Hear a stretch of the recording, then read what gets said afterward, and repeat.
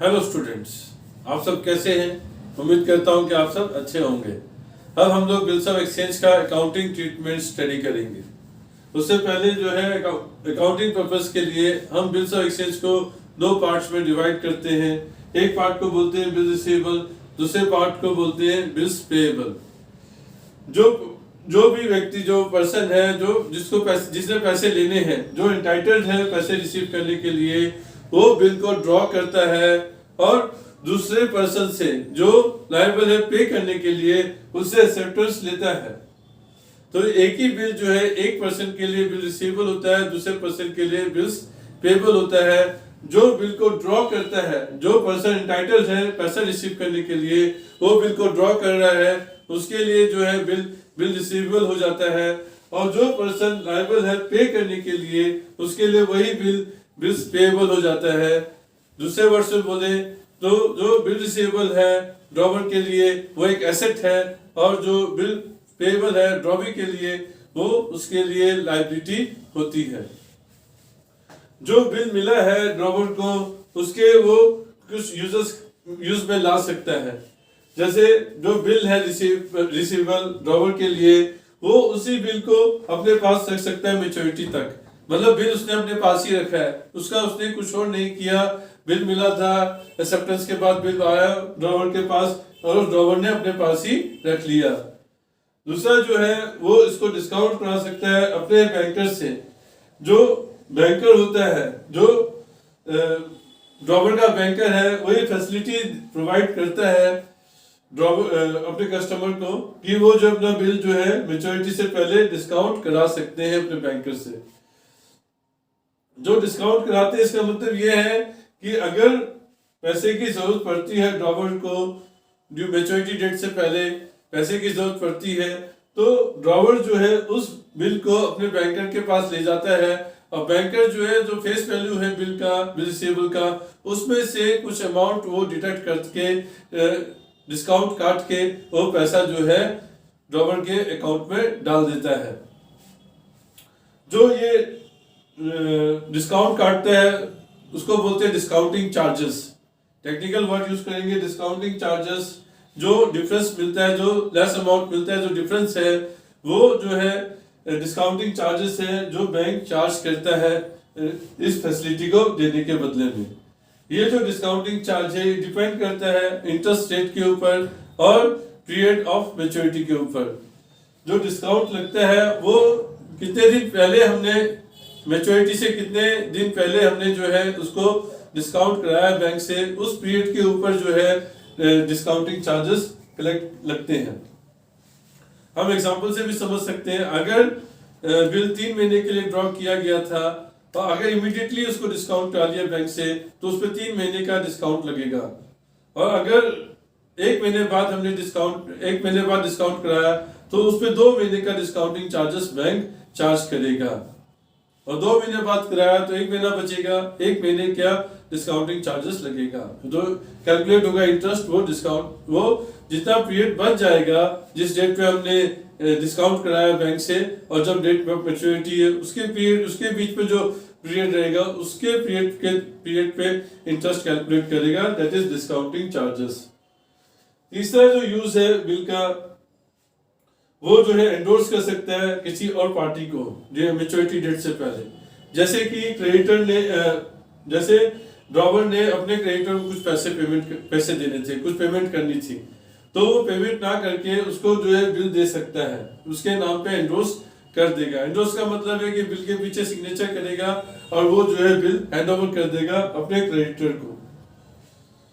या फिर वो जो है अपने जो बिल रिसीवेबल है ड्रॉवर के पास, वो उसको अपने बैंक को भेज देगा कलेक्शन के लिए। बैंक ये भी फैसिलिटीज प्रोवाइड करता है कि वो अपने कस्टमर के बिहाफ पर बिल्स जो है कलेक्ट भी करता है। ये इसके लिए वो कुछ चार्जेस ले सकता है बैंक, वो अलग से है।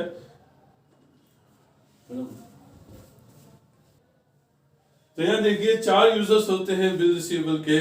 बिल रिसीवेबल को 4 यूजर्स में ला सकता है। एक तो या तो अपने पास रखेगा बिल को, ड्रॉवर अपने पास रखेगा।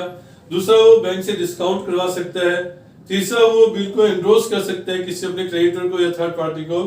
और या फिर फोर्थ जो है वो अपने बैंक को कलेक्शन के लिए भेज सकता है। अब हम लोग एंट्रीज देख लेते हैं, जनरल एंट्रीज, वो क्या क्या एंट्रीज आती हैं ड्रॉवर की बुक्स में भी और ड्रॉवी के बुक्स में भी। सबसे पहली जो एंट्री रहेगी वो बेसिकली गुड्स को बेचने और खरीदने की रहेगी। ड्रॉवर है, सेलर है, वो गुड्स को सेल करेगा और ड्रॉवी जो है वो गुड्स को परचेज करेगा। तो ड्रॉवर अपनी बुक्स में सेल की एंट्री करेगा, ड्रॉवी टू सेल्स, क्योंकि सेल्स जो है ड्रॉवर के लिए इनकम है, इसलिए वो सेल्स अकाउंट को क्रेडिट कर देगा। और ड्रॉवी को सामान उसने बेचा है तो ड्रॉवी उसका डेबिटर है, ड्रॉवी को वो डेबिट कर देगा। ड्रॉवी टू सेल्स अकाउंट हो जाएगी ड्रॉवर की बुक्स में। और ड्रॉवी की बुक्स में जो है गुड्स परचेज करने की एंट्री हो जाएगी, purchase account debit to drawer. Goods purchase किया है इसलिए परचेज अकाउंट डेबिट हो जाएगा, क्योंकि एक्सपेंस है ये। परचेज अकाउंट डेबिट हो गया, जिसे खरीदा उसको क्रेडिट कर दिया, purchase account debit to drawer. अब ये जो गुड्स उसने बेचा है ड्रॉवर ने, उसको गुड्स उधार पे बेचा है, क्रेडिट पे बेचा है ड्रॉवी को। हो सकता है कि ड्रॉवी कुछ पैसा कैश में पे कर दे या चेक से पेमेंट कर दे, और बाकी का जो अमाउंट है वो उसको बिल एक्सेप्ट करके दे दे।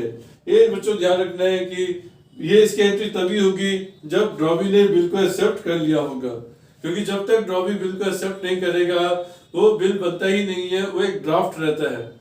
वो ड्राफ्ट बिल्स ऑफ एक्सचेंज में तभी तब्दील होगा जब ड्रॉवी उसको एक्सेप्ट कर लेगा। तो ड्रॉवी ने जब एक्सेप्टेंस दे दी अपनी, तब एंट्री जो है बिल रिसीवेबल अकाउंट डेबिट हो जाएगा। और कुछ कैश दिया है या बैंक चेक से पेमेंट करी है तो कैश अकाउंट डेबिट या बैंक अकाउंट डेबिट हो जाएगा टू ड्रॉवी, जिससे पैसा मिला ड्रॉवर की बुक्स में।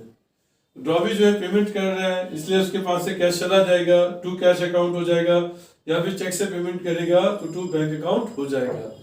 और ड्रॉवी के लिए ये जो बिल है बिल्स पेबल होता है, तो इसलिए लायबिलिटी बढ़ेगी तो टू बिल्स पेबल हो जाएगा।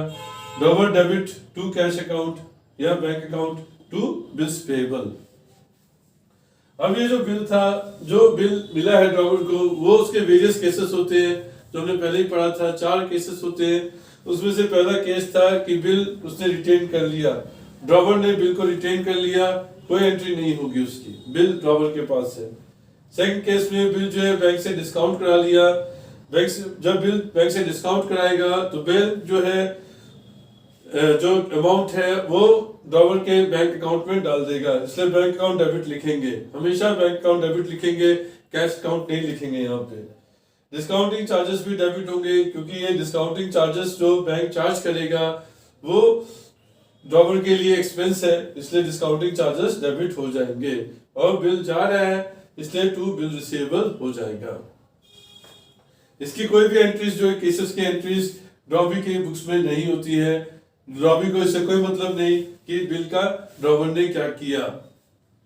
अब देखिए थर्ड वाला केस, जब एंडोर्स कर दिया, क्रेडिटर को एंडोर्स कर दिया, मतलब क्रेडिटर को कुछ रुपए देने थे, रुपए के बदले में उसको ड्रॉवर ने बिल दे दिया, तो क्रेडिटर्स का अकाउंट डेबिट हो जाएगा। क्रेडिटर रिसीव कर रहे हैं, क्रेडिटर को डेबिट करेंगे, बिल्स जा रहे हैं तो बिल रिसीवेबल क्रेडिट हो जाएगा। यहाँ पे ये देखना है कि अगर फुल सेटल कोई अमाउंट का डिफरेंस है, जैसे क्रेडिटर्स को 4200 देना था, बिल 4000 का था, तो हमने बिल देके फुल सेटलमेंट कर दिया तो 200 का डिस्काउंट हमको मिल गया। तो अगर डिस्काउंट कुछ मिलता है तो डिस्काउंट हमको रिसीव्ड होगा, क्रेडिट कर देंगे। जो फोर्थ केस है, जब हमने बिल को कलेक्शन के लिए भेजा, बैंक को दिया कलेक्शन के लिए, तो एंट्री करेंगे bill sent for collection account debit to BR account. इन बच्चों ध्यान रखिए चारों केसेस में पहला केस तो बिल ड्रॉवर के पास ही है, बाकी अगर उसने एंडोर्स किया है, उसको डिस्काउंट कराया बैंक से या कलेक्शन के लिए भेजा है, तो तीनों केसेस में बिल जा रहा है ड्रॉवर के पास से, इसलिए बिल रिसीवेबल क्रेडिट हो जाएगा तीनों केसेस में। अब जो फोर्थ है मैच्योरिटी हो गई, हम यहाँ पे अज्यूम कर रहे हैं कि मैच्योरिटी पे बिल जो है मेट हो गया, मैच्योरिटी पे पेमेंट बिल का मिल गया। पेमेंट जब मिल गया तो पहले केस में बिल जो था रिटेन किया हुआ था, बिल ड्रॉवर के पास ही था, तो ड्रॉवर पेई हो जाएगा, ड्रॉवर को पैसे मिल जाएंगे, ड्रॉवर एंट्री कर देगा अपने बुक्स में कैश अकाउंट, अगर कैश में मिला है, चेक से मिला है तो bank account debit to BR. अब दूसरा जो केस था उसमें डिस्काउंट कराया था बैंक से। अब यहाँ पे जो है जब मेट हो जाएगा बिल, तो बैंक जो है पेई हो जाएगा, बैंक अपनी बुक्स में एंट्री करेगा, ड्रॉवर अपनी बुक्स में एंट्री नहीं करेगा। थर्ड केस में भी जो पेई है यहाँ पे क्रेडिटर हो जाएगा, क्योंकि क्रेडिटर को एंडोर्स कर दिया गया था बिल ड्रॉवर के पास था नहीं, क्रेडिटर के पास चला गया था, तो क्रेडिटर जो है पेई हो गया, क्रेडिटर पेई हो गया, तो क्रेडिटर अपनी बुक्स में एंट्री करेगा जब उसको पैसे मिलेंगे, ड्रॉवर को उससे कोई मतलब नहीं है, ड्रॉवर एंट्री नहीं करेगा। तो फोर्थ केस था जो कलेक्शन के लिए भेजा गया था बैंक को, अब जब कलेक्ट हो जाएगा, पैसा आ जाएगा, तो बैंक जो है ड्रॉवर के अकाउंट में पैसा डाल देगा, इसलिए बैंक अकाउंट डेबिट करेंगे और किस अकाउंट से आया bill send for collection account को क्रेडिट कर देंगे। जो ड्रॉवी है उसकी बुक्स में मेच्योरिटी पे एक ही एंट्री होती है, जब मेच्योर होगा बिल तो एक ही एंट्री करेगा, बिल्स पेबल अकाउंट डेबिट, क्योंकि बिल्स पेबल वापस आ रहा है उसके पास, और कैश या बैंक की एंट्री करेगा, जब कैश से पेमेंट करेगा तो टू कैश लिखेगा, चेक से पेमेंट करेगा तो टू बैंक लिखेगा।